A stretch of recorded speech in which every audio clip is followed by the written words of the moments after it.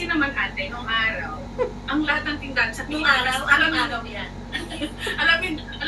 aminin natin, lalo pag summer, usong ice candy. Oh, yes. Naranasan mo na bang kumain? Hello sa inyong lahat. Samahan niyo po ako sa pagtakal natin ng mga desserts sa araw na ito. Let's go! Tara na!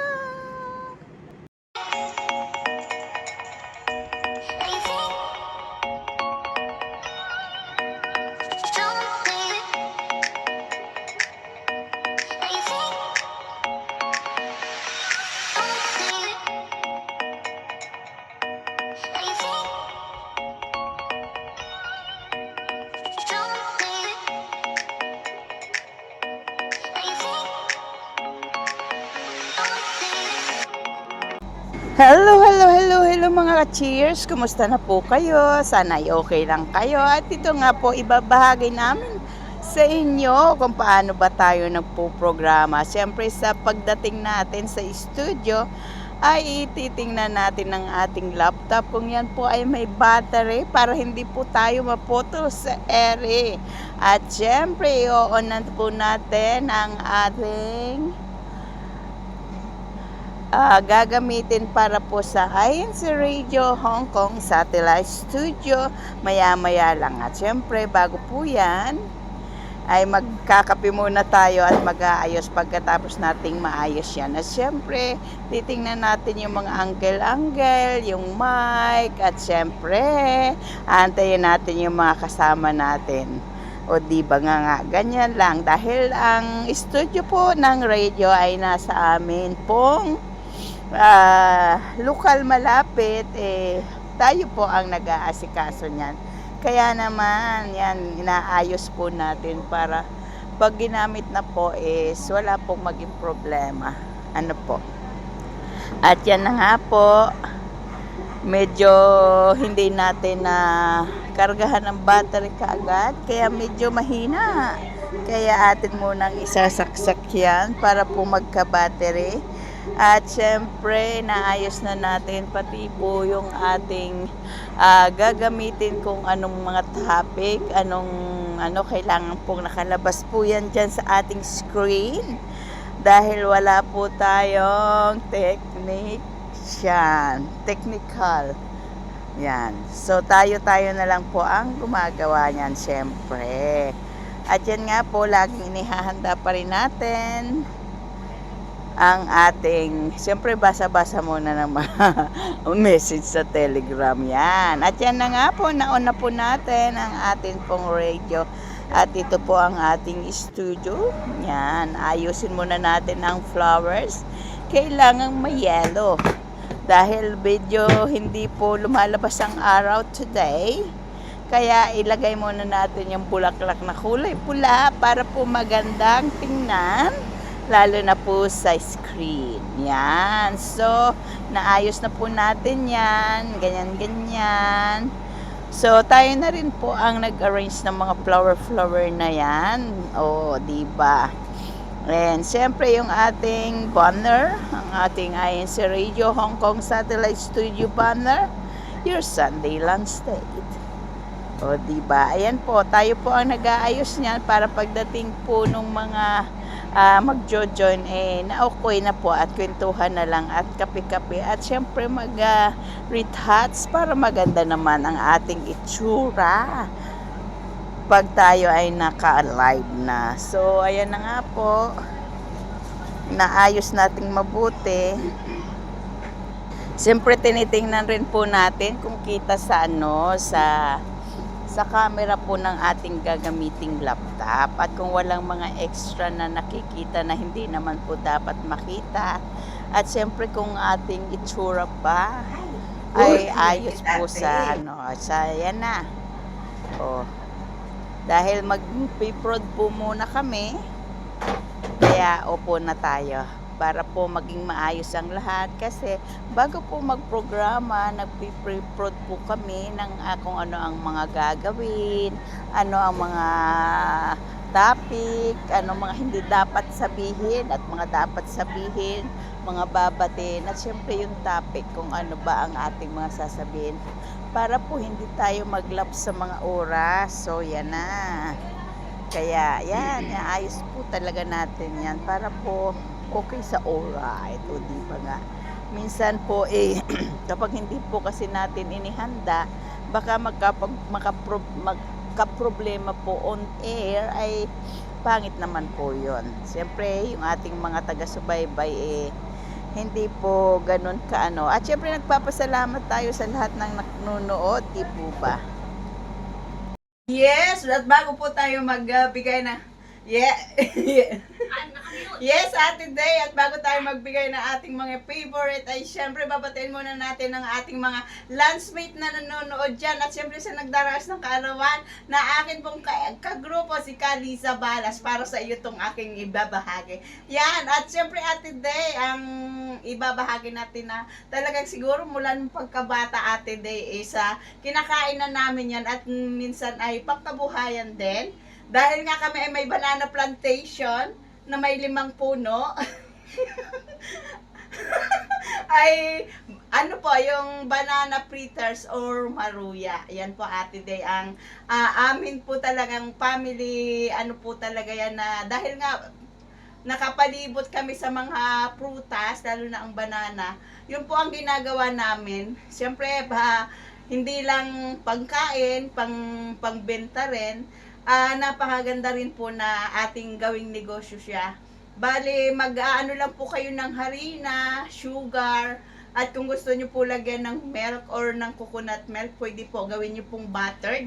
And then, ilagay nyo po yung banana dun sa buttered. Tapos, parang may, kung square ang gusto nyong gawin na style niya, o kaya bilog, pwede po.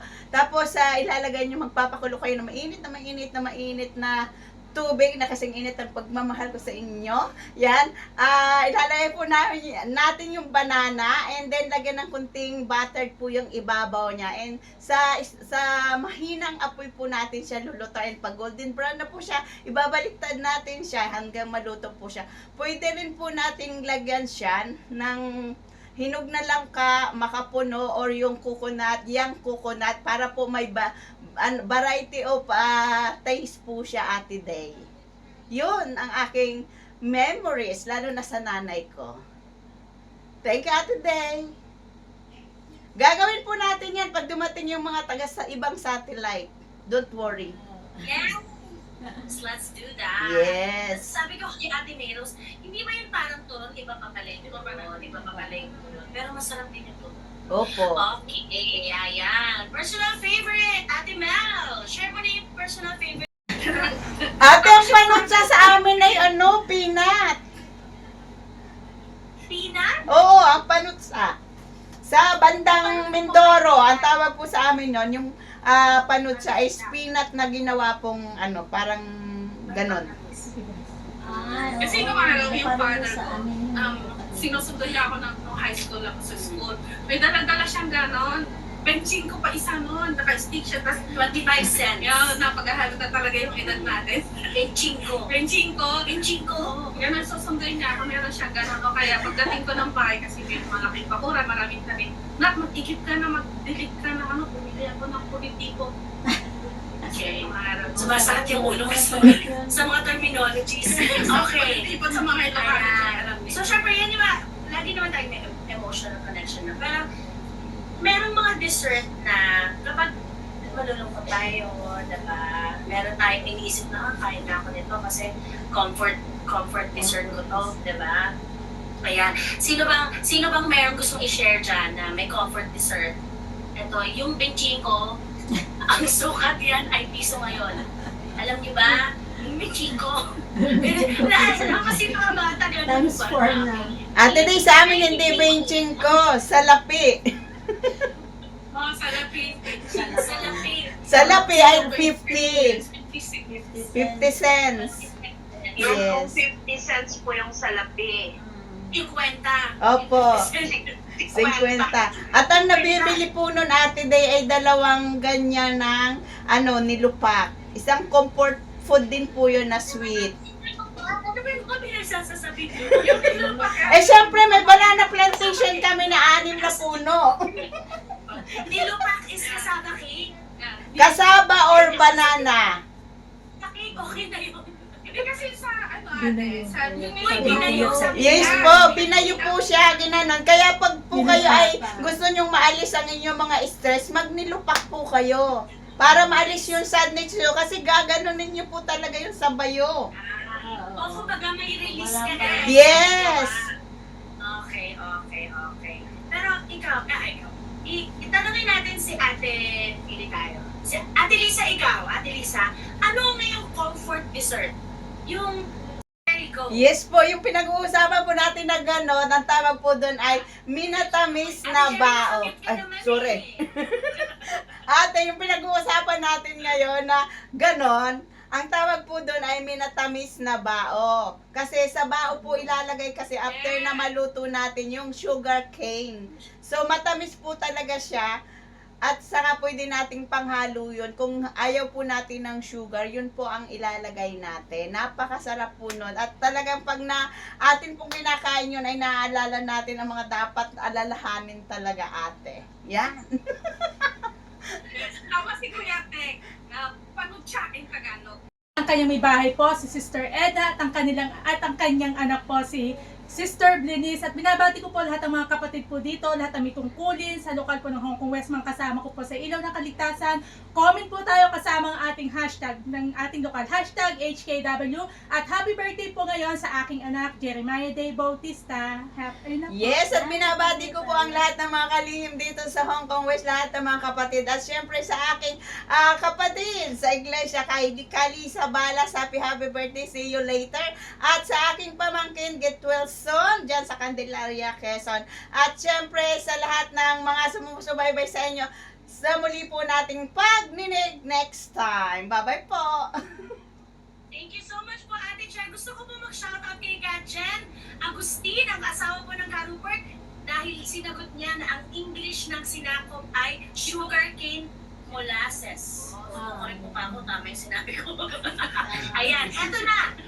Lens 889. At syempre, after ng ating program, maglalunch muna tayo. Kasama po ang ating kasama, si Ate Telma at si Madam Jocelyn. At syempre, doon kami kumain sa Cafe de Coral. At syempre, ang favorite natin na laging ino-order. Yan, share na lang dahil malaki po yan. At yan na nga, kainan na. Enjoy tayo. Bye! See you next time! Bye-bye!